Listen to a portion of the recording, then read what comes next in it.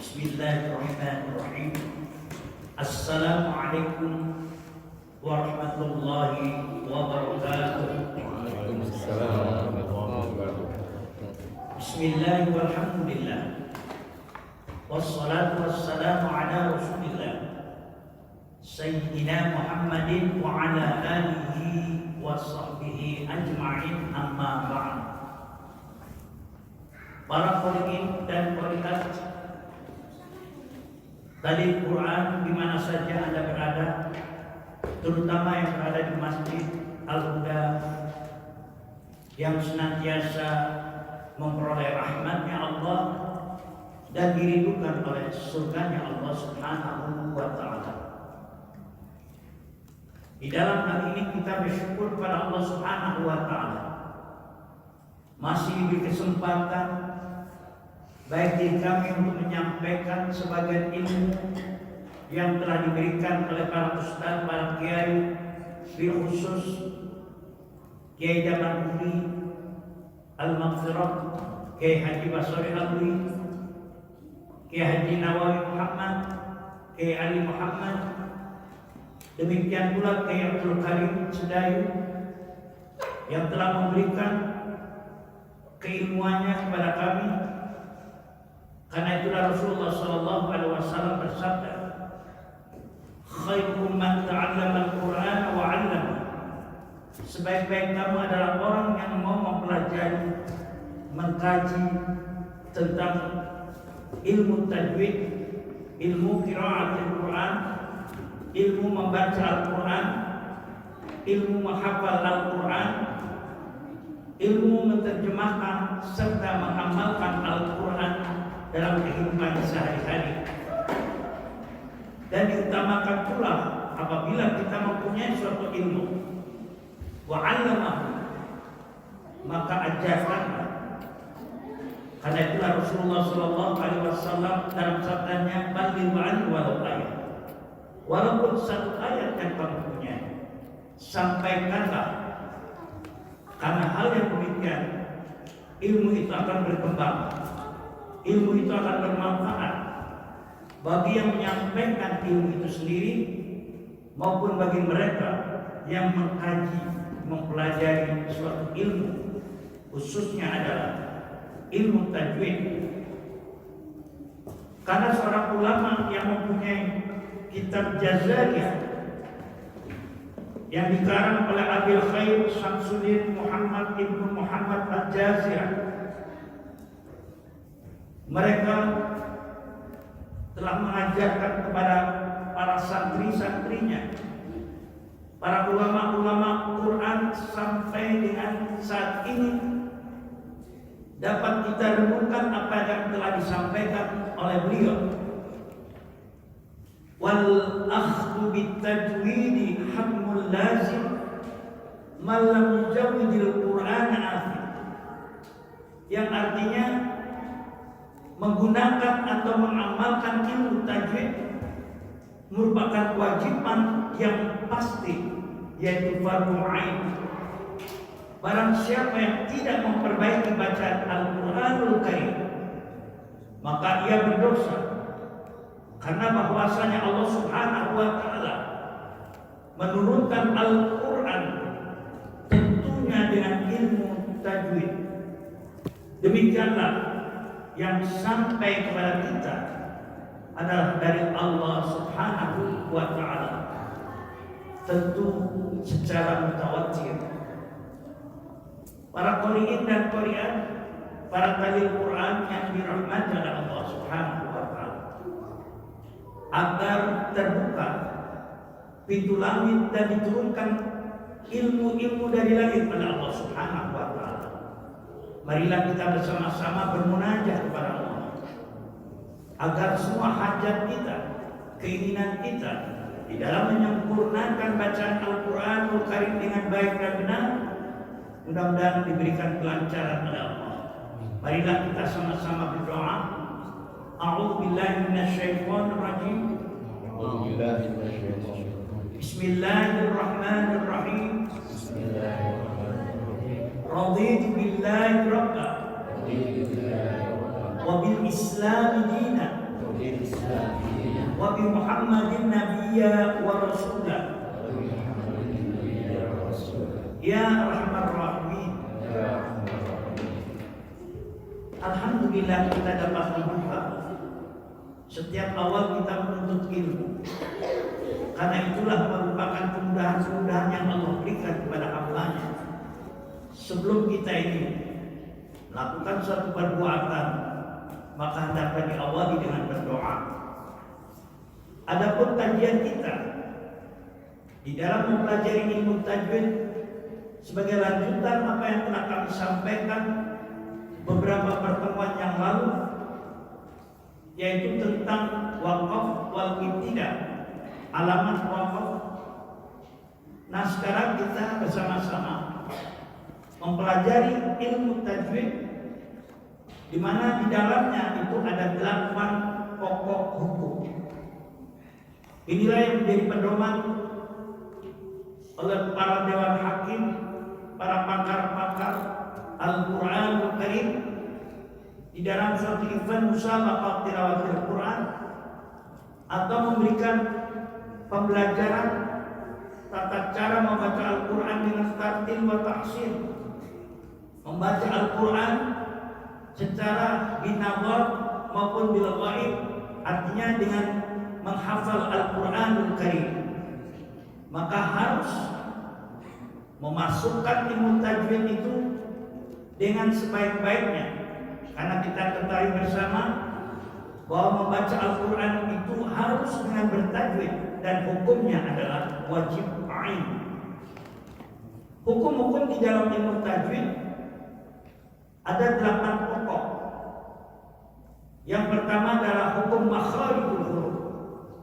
Ini sudah kita ungkapkan dan kita latih bersama-sama. Yang kedua tentang ahkamul huruf.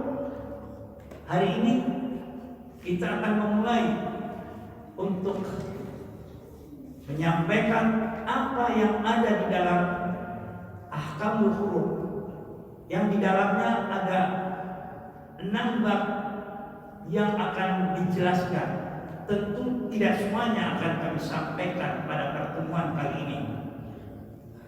Yang kedua tadi adalah ahkamul huruf, yang ketiga adalah ahkamul madah wal qasr. Keempat adalah ahkamul waqaf wal ibtida. Ini sudah kami sampaikan pada pertemuan yang lalu. Kemudian yang kelima sifatul huruf, di mana sifat-sifat huruf itu ada sebanyak 19 sifat. Ada sifat yang berlawanan dan ada pula sifat yang tidak berlawanan. Adapun yang keenam, tabdilul harakat.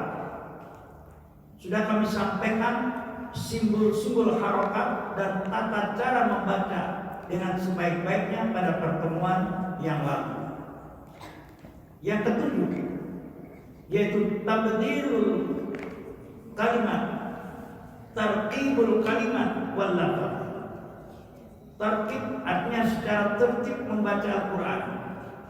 Kita mulai daripada suratul Fatihah, suratul Baqarah, surat Ali Imran, surat An-Nisa, dan seterusnya secara berurutan. Inilah yang diajarkan oleh malaikat Jibril kepada baginda Rasulullah SAW, terutama pada malam-malam Ramadan, di mana bacaan Rasulullah SAW selalu disemang oleh malaikat Jibril alaihissalam. Dan ini berurutan, ini hendaklah kita lakukan baik waktu kita membaca Al-Quranul Karim di dalam pembelajaran maupun menghafal Al-Quran. Dengan demikian secara berurutan kita akan mengetahui ayat-ayat yang kita hafalkan, mulai suratul Fatihah, suratul Baqarah ayat 1 sampai ayat 286 dan seterusnya. Tetapi tidak ada salahnya kalau kita mempelajari hafalan Quran itu pada juz 30. Hanya kami sarankan mulailah mempelajari itu dari surat An-Naba dan seterusnya sampai surat An-Nas. Tetapi untuk pembelajaran dasar kepada anak-anak kita di dalam menghafal Al-Quran, tentu diperkenankan kita memulainya dari surat An-Nas, Al-Falaq, surat Al-Ikhlas, dan seterusnya. Tetapi para ustaz dan ustazah yang mengajarkan tahfidzul Quran dianjurkan setelah selesai daripada surat Ad-Duha dengan baik dan benar, maka ulangilah pembelajaran tahfidzul Quran itu dari surat An-Naba sampai surat An-Nas, sehingga berurutan dari An-Naba sampai An-Nas dengan tertib. Itu yang dinamakan tertibul kalimat wal ayat. Sehingga kalau kita membacanya terbalik-balik, berarti kita kurang sempurna di dalam membaca Al-Quran itu, terutama pada saat kita membaca surat setelah suratul Fatihah. Maka kalau sholat pada rakaat pertama kita membacakan suratul Baqarah, tentu rakaat yang kedua adalah surat Ali Imran maupun surat An-Nisa. Kalau juz 30 yang kita baca, kalau rakaat pertama surat Al-Duha, hendaklah kita lanjutkan dengan surat An-Nasr, surat Ad-Din, surat Al-Qadar, dan surat Al-Alaq, berterus ke bawah. Jangan dibalik. Rakaat pertama kita baca surat Ad-Din, rakaat kedua kita baca surat Al-Duha. Berarti imam tersebut baik bacaannya, tapi kurang sempurna di dalam ilmu tajwidnya, karena ada tata cara membaca Al-Quran itu dengan tartibul kalimat wal ayat was surah, dengan berurutan apa yang telah diajarkan oleh malaikat Jibril alaihissalam kepada baginda Rasulullah SAW secara tadarus pada malam Ramadan sampai pada akhir Ramadan. Pecinta Al-Quran di mana saja Anda berada, para qori'in dan qori'at, para talil Quran yang dirahmati Allah dan dirindukan oleh surganya Allah Subhanahu wa Ta'ala. Kali ini kita akan membahas tentang bab ahkamul huruf, yaitu pelajaran ilmu tajwid tentang hukum huruf hijaiyah. Adalah pelajaran yang kedua setelah makharijul huruf. Di dalam ahkamul huruf ada 6 pokok hukum yang perlu untuk kita kaji. Yang pertama adalah bab tentang nun sukun dan tanwin. Yang kedua tentang mim sukun. Yang ketiga tentang mim yang bertasydid, nun yang bertasydid, mim nun musyaddada bi gunnah. Kemudian berikutnya adalah ahkamur ra, karena di dalamnya ada bacaan ra tebal dan ra tipis. Kemudian kita mengkaji tentang lamul jalalah. Maka dengan demikian kita akan menguasai mana lamul jalalah yang harus dibaca tafkhim atau tebal dan mana pula yang dibaca tipis. Semuanya akan dibuka pada bab lamul jalalah. Demikian pula lam ta'rif, ada yang dibaca secara izhar, yaitu izhar qamariyah, dan ada kalanya dibaca idgham syamsiyah. Jadi lam ta'rif itu kadang-kalanya dibaca al, dan ada pula tidak dibaca al tapi langsung seperti at-taubah, tulisannya al-taubah. Itu nanti kita kaji pada pertemuan yang akan datang. Dan yang terakhir sekali yaitu bab tentang ikhfa bil ma'nal jadid. Ini yang sering terjadi para pembaca Al-Quran terjadi tawalud, melahirkan suara huruf yang mana ada 2 huruf mati, tetapi kedua-duanya disuarakan jahran, dinyarikan, seperti wal fajri dibaca wal fajr, walayalin ashr. Itu tata cara yang demikian tidak dibenarkan di dalam fasahah bacaan ayat-ayat suci Al-Quran. Maka huruf yang kedua yang mati harus disembunyikan pada huruf yang mati pertama, seperti wal fajr, wal fajri dibaca wal fajr, yang dinampakkan adalah qalqalah jim, rohnya itu sembunyi, hanya sedikit sekali terdengar daripada makhrajnya roh tadi itu, maka dinamakan ikhfa, menyembunyikan, bil ma'nal jadid, dalam arti yang baru. Nah, ini sangat tertarik sekali. Tunggu pada pembelajaran berikutnya. Nah, sekarang dibuka tentang nun sukun dan tanwin. Di dalam ahkamul huruf ini kita membahas nun sukun, artinya nun mati. Kalau kita bahas tanwin, bacaannya sama dengan huruf nun mati yang didahului harokat fathah, yaitu an, itu adalah fathatain, in kasrotain, un dhammatain. Mari kita baca-baca asli nun sukun an, sama An. in un. Jadi kita baca an, in, un, itu tidak masuk ke dalam makhrajnya khaisun, tidak masuk ke dalam hidung, karena cukup pada makhrajnya, yaitu ujung lidah melekat ke langit-langit, diiringi dengan sifat tawassut bainar rifa wa syiddah. Bukan kita baca an, in, un, bukan, tapi an, in, un. Coba sama-sama. An, in, un. Itulah bacaan nun mati dan tanwin. Apakah selalu dibaca an, in, un? Tentu tidak. Nun mati apabila bertemu dengan 28 huruf yang mana dibagi dari 5 tempat, maka nun mati tanwin itu akan berubah suara dan bunyinya.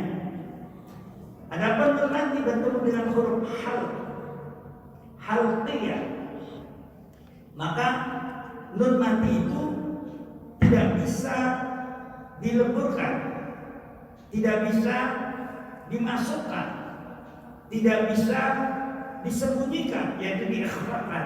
Maka nun mati itu dibaca izhar. Izhar kita sepakati yaitu dibaca jelas apabila bertemu dengan huruf-huruf tenggorokan. Masih ingat dalam makharijul huruf, huruf huruf tenggorokan ada 6. Di atas adalah huruf kha, sama-sama kha. Huruf apa? Kha. Yang kedua atas tenggorokan adalah huruf ghoin. Tengah tenggorokan huruf ha. Kemudian tengah tenggorokan pula huruf ain. Bawah tenggorokan ada huruf hamzah. Huruf apa? Hamzah. Dan yang satunya adalah huruf ha. Gerakan dadanya ha. Sekali lagi ha. Apabila nun mati tanwin itu bertemu dengan huruf tenggorokan, karena tidak bisa dileburkan, tidak bisa pula dileburkan, disembunyikan, diasimilasikan, maka huruf nun mati dan tanwin itu dibaca izhar.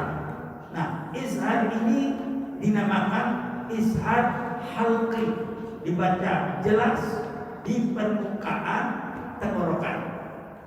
Bertemu hamzah, kita baca bersama-sama. Man amana, sama-sama. Man amana. Bertemu dengan ha. Min ha.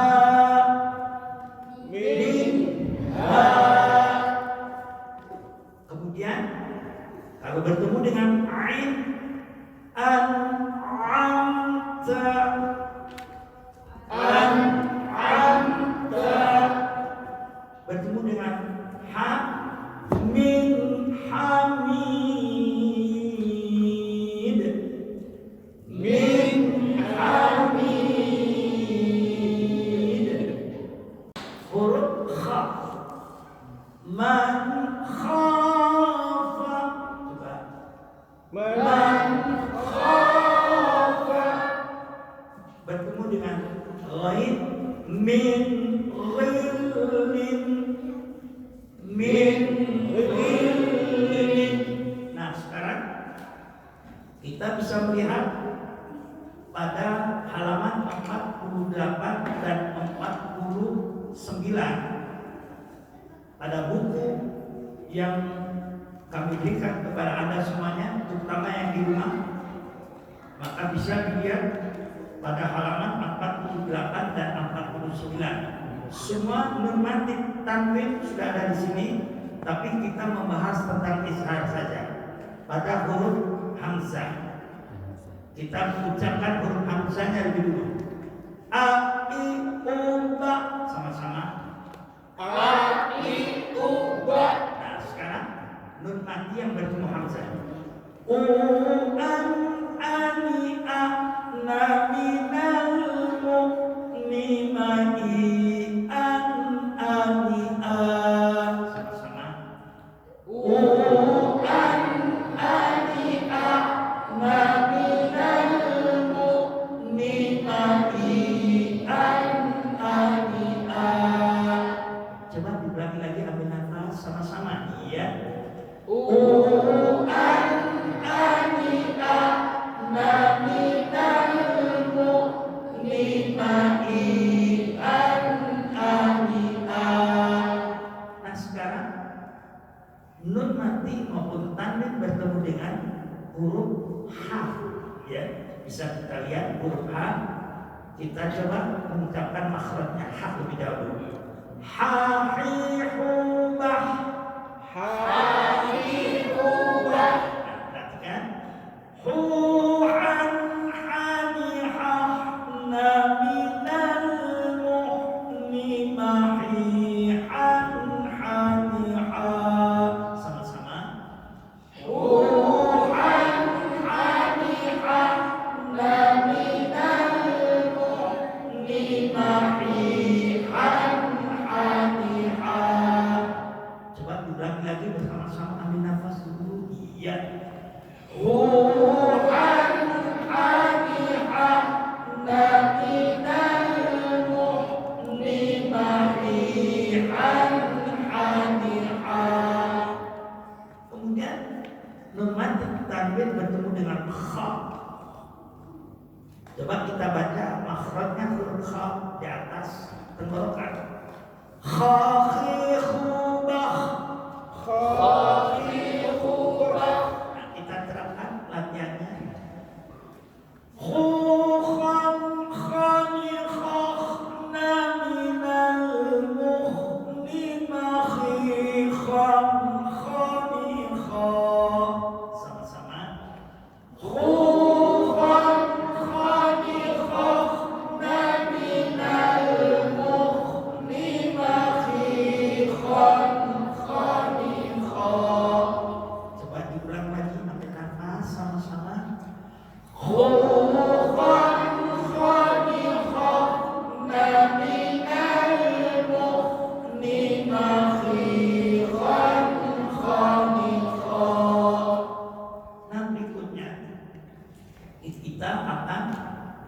membaca nun mati tanwin bertemu dengan huruf ain.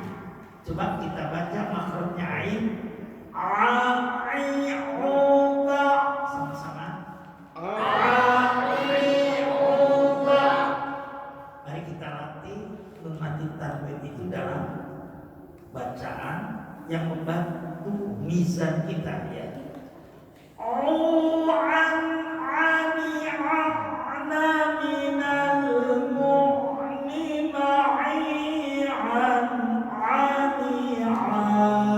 Coba sama-sama.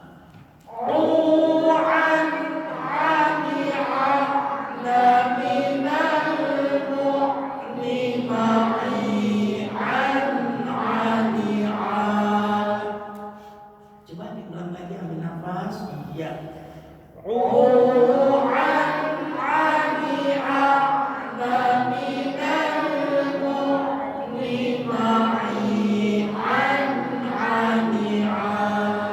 Sekarang bertemu dengan huruf ghaib. Ya, kita baca makhrajnya begini. Ghaibubau. Sama-sama.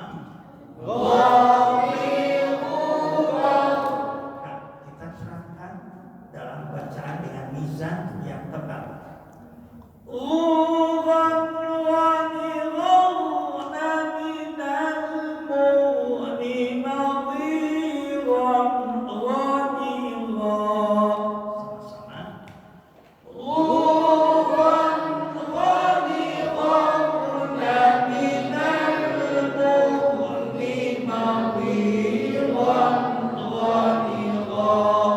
Coba ambil nafas sama-sama, ulang lagi ya.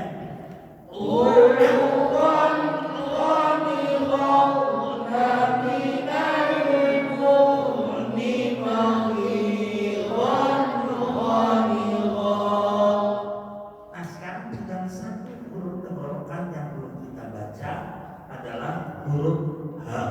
Ya, huruf apa? H. Coba perhatikan makhrajnya. Habibumah, sama-sama. Habibumah. Nah sekarang kita terangkan dengan baik. Huhan anihamna minal mu'nimahihan hamiha. Coba sama-sama. Huhan anihamna minal mu'nimahihan hamiha. Coba ditiupkan sekali lagi bersama-sama. Iya. Huhan anihamna minal mu'nimahihan hamiha. Nah itulah kalau kita praktekkan nun sukun dan tanwin bertemu dengan huruf harf tenggorokan yang sebanyak 6 huruf. Tentu mudah-mudahan hukum-hukum yang lainnya nun mati bertemu dengan huruf-huruf yang lainnya tentu akan kita bimbing dan kita contohkan. Nah ini yang namanya talaqin, yang dicontohkan untuk ditirukan tapi secara terus menerus sampai apa yang kita pelajari ilmu tajwid itu dengan sebaik-baiknya. Nah,